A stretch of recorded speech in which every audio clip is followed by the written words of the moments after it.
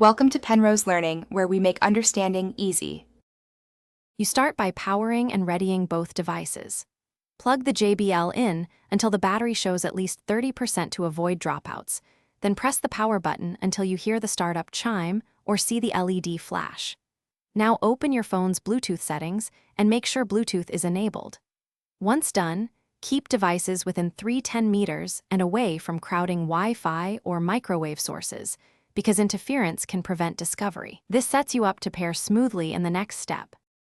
You put the JBL into pairing mode by pressing and holding the Bluetooth button until the LED blinks rapidly. That blinking means it's discoverable.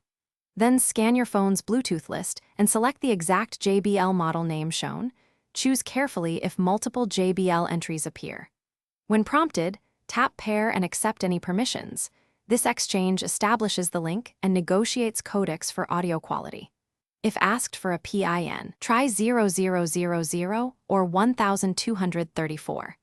Once paired, you'll hear a confirmation. You finish by playing audio and checking volume on both the phone and the JBL. Make sure neither is muted. If audio cuts or quality is poor, open the JBL app to update firmware or adjust EQ, because modern updates fix stability and codec issues. Once done, test switching tracks and pausing to confirm remote commands work. If pairing fails, reset the speaker by holding power plus volume down for 5-10 seconds and repeat pairing. That reset clears previous pairings and usually resolves.